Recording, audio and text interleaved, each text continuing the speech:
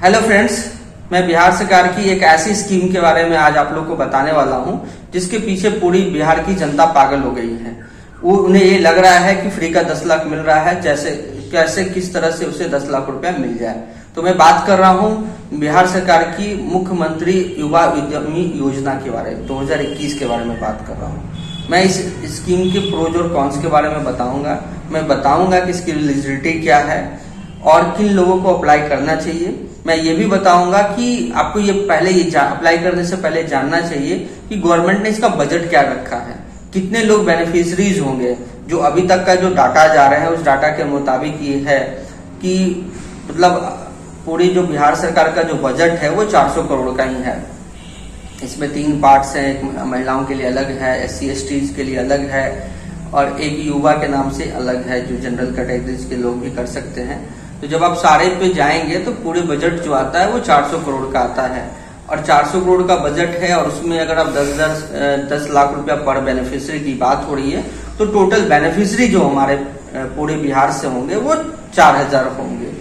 तो मैं इस बात पे आपको हाईलाइट करूंगा कि इसका पैरामीटर क्या होगा, कैसे ये तय किया जाता है। तो मैं स्टार्ट करता हूं दोस्तों कि आखिर ये गवर्नमेंट का पर्पस क्या है और एलिजिबिलिटी क्या है। तो इस स्कीम के बारे में ज्यादा कुछ बताने की जरूरत नहीं है। सबको पता है कि इस स्कीम में है क्या। सबको पता है कि 10 लाख है जिसमें 5 लाख रुपया रिफंडेबल है, 5 लाख नॉन रिफंडेबल है। एक कैटेगरीज में 100% नॉन रिफंडेबल है।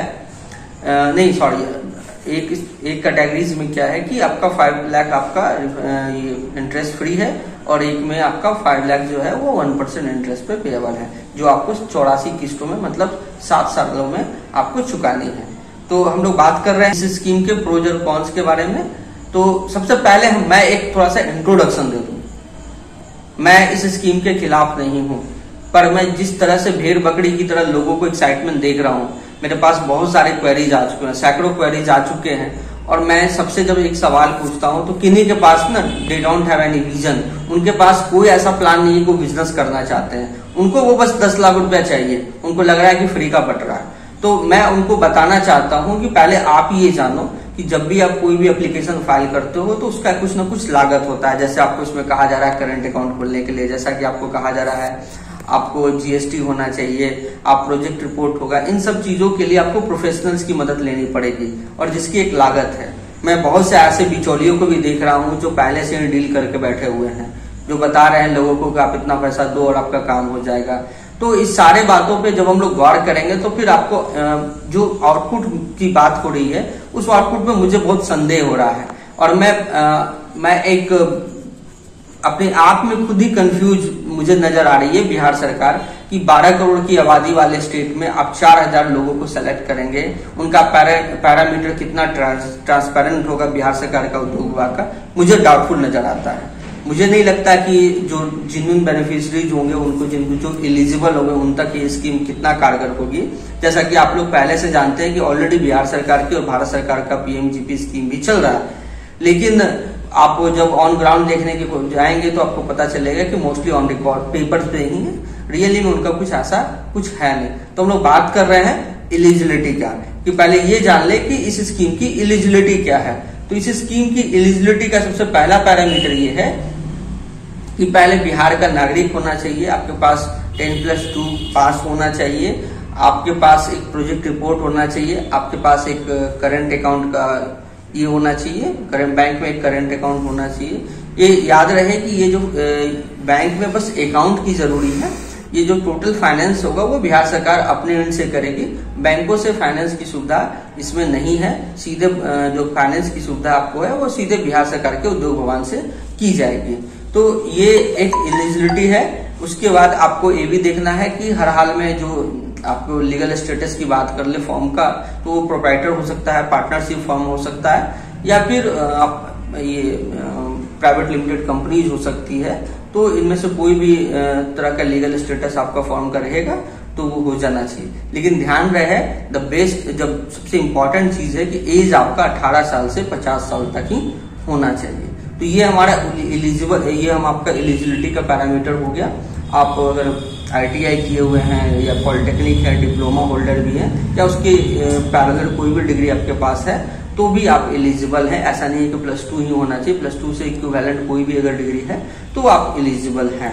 SC STs के लिए अलग से स्कीम है इसी में, OBC के लिए अलग से स्कीम है, महिलाओं के लिए अलग स्कीम्स है और जनरल लोगों के लिए भी ऑलरेडी इसमें अलग अलग प्रोविजन किए गए हैं। एक कुल मिलाकर जो टोटल बजट आता है वो 400 करोड़ का आता है और अगर आप 400 को आप 10 लाख से भागा देंगे, डिवाइड करके देखोगे तो यू विल गेट 4000 पीपुल। मुझे लगता है कि बिहार ऐसे स्टेट के लिए नेग्लिजिबल है। 12 करोड़ की आबादी वाले स्टेट के लिए 4000 नेग्लिजिबल है, ये बहुत बड़ा नंबर्स नहीं है। तो आपको मैंने एलिजिबिलिटी बता दिया है। आप पहले ये देख लो कि आप जो लगा रहे हो एक प्रोजेक्ट, मुझे जहां तक अंदाजा है कि आपको अप्लाई करने में ही 5 से 10 हजार रुपया का लागत आता है। तो पहले आप देख लो कि आप जो लगा रहे हो वो कितना ट्रस्टवर्दी है। और मैं मोस्टली लोगों को देख रहा हूँ किसी न किसी बिचौलिए के माध्यम से वो अपना एप्लीकेशन फाइल कर रहा है। तो मेरी सख्त हिदायत होगी कि आप उनसे बचें। मेरी संभावना है, जो मेरा आकलन है, बहुत कम ही लोगों को मिलेगा और आप जो भेड़ बकरी की तरह भाग रहे हैं इस स्कीम के पीछे, मेरी तो यही सलाह होगी कि अगर आप जेन्युइनली बिजनेस करना चाहते हैं तो भारत सरकार की बहुत सारी स्कीम्स है। हो सकता है फाइनेंस की कमी के चलते आप बिजनेस नहीं कर रहे होंगे, वित्तीय सहायता के चलते इंतजार में होंगे, तो प्रधानमंत्री की ऑलरेडी मुद्रा स्कीम से आप वहां के थ्रू भी फाइनेंस करा सकते हैं। लेकिन याद रहे, जैसा कि मैं जानता हूं, जिनको बिजनेस करना होता है तो पैसा एक बाधा नहीं है। पहले तो लोगों के पास एक विजन होना चाहिए और मैं जिन जिन लोगों को फाइल करते देख रहा हूं एप्लीकेशन, उसमें से कोई भी ऐसा लोग मुझे नजर नहीं आ रहा है कि जिनके पास कोई बिजनेस करने का कोई विजन है, कोई प्लान है। वो क्या कर रहे हैं, कोई अपनी पत्नी के नाम से, कोई अपनी माँ के नाम से, कोई अपने नजदीकी, मतलब आप समझ लो ना कि बहुत सारे आप गवर्नमेंट अधिकारियों की पत्नी के नाम से देखेंगे कि आप एप्लीकेशन फाइल करते हुए देखेंगे। ये कॉन्ट्राडिक्शन है। हो सकता है मेरी बातें तीखी हैं, आपको हिट करे, लेकिन मैं टू बी फ्रैंक मैं बताऊं तो आप तभी बढ़े जब आपको लगता हो कि मैं सही में जेन्युइनली बिजनेस करना चाहता हूं। और ये स्कीम तभी बेनिफिशियल है जब आपको जेन्युइनली बिजनेस करना है। और अगर बिजनेस करने हैं तो लोन की फाइनेंसिंग करने के लिए बहुत सारे स्कीम्स अवेलेबल है। आप इसके भरोसे नहीं रहे, आप PMGP स्कीम से उसके थ्रू आप फाइनेंस करा सकते हैं, मुद्रा स्कीम से उसके थ्रू फाइनेंस करा सकते हैं, बैंक्स के और अपने खुद के स्कीम्स हैं जिसके थ्रू आप फाइनेंस कराते हैं। तो जिनको अगर बिजनेस करना है तो गवर्नमेंट के भरोसे बैठ नहीं सकता। आज के समय में you can't sit on just on government कि वो हमको करके देगा, आपको खुद से बनाना। You have to make your future yourself, है ना। आपको कोई नहीं आने वाला गॉडफादर की आके आपको उठा के लेके जाएगा कि आओ चलो बिजनेस करो। तो मेरी सलाह ये होगी, आप इस स्कीम्स का पोर्टल मैं आपको दिखा रहा हूं, आप पोर्टल को देख लें। सारी एलिजिबिलिटी का पैरामीटर मैं आपको दिखा चुका हूं, मैं बस फिर से रिपीट कर रहा हूं। आप तभी इस स्कीम में अप्लाई करें जब आपको लगे कि मैं जेन्युइनली बिजनेस कर सकता हूं। मैं आपको पहले ही बता चुका हूं कि पूरे बिहार में 4000 लोगों को मिलना है और पूरे बिहार में टोटल 38 डिस्ट्रिक्ट है। तो आप डिवाइड कर लो उस पे, पॉपुलेशन के बेसिस पे हर डिस्ट्रिक्ट का इन्होंने पैरामीटर तय किया है। जैसा कि मैं आपको पहले ही बता चुका हूं कि बजट कितना है, तो बजट आपको पता है, तो नेचुरली बेनिफिशरीज कितने होंगे टोटल बिहार में ये भी पता है। अब इन्होंने क्या रखा है कि बिहार सरकार ने तय कर रखा है कि जो पैरामीटर इनका होगा वो पॉपुलेशन के बेसिस पे हर डिस्ट्रिक्ट के लिए अलग अलग इन्होंने तय कर रखा है। तो टोटल बिहार में 38 डिस्ट्रिक्ट हैं और आप कर लो क्या टोटल बेनिफिशरीज हमारे पूरे बिहार से 4000 लोग होंगे।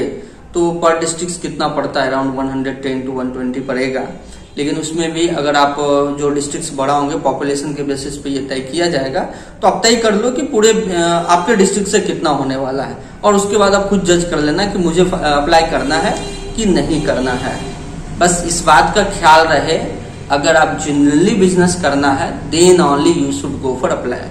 अगर नहीं करना है तो फालतू का आप अपना 5000 10,000 जो भी है, या आप किसी इंटरमीडिएट को बीच के जो आदमी को रखे हैं, मेरी तो सलाह यही होगी कि आपके मोस्टली एप्लीकेशंस आपका नहीं होने वाला है, क्योंकि अभी तक जो भी मैं देख रहा हूं उसमें मोर देन 20,000 एप्लीकेशंस अप्लाई हो चुके हैं। तो अब भी की सिर्फ बात करूं तो 5 में से 1 को होना है, 4 रिजेक्ट होना है।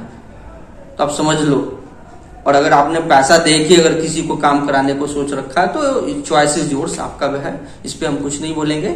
ये वीडियो लाने का हमारा मुख्य उद्देश्य है कि जो हमारा बिहार के लोग हैं वो मिसगाइड होने से बचे। हम लोग हमेशा शॉर्टकट रास्ता अपनाते हैं। Business is a very hard work. तो आप लोग जो भी आप लालच के मतलब आप बस लालच से ही आप अप्लाई करने को जा रहे हैं तो बचें। और अगर आप किसी इंटरमीडिएट के थ्रू सोच रहे हैं तो मेरा जो प्रोबेबिलिटी है जो आपका होने का वो मुश्किल से 5 से 10% है। तो आप बचें। अगर आपको फिर भी लगता है कि नहीं ये मुझे जाना चाहिए, मुझे अप्लाई करना चाहिए, तो अल्टीमेटली चॉइस इज योर्स।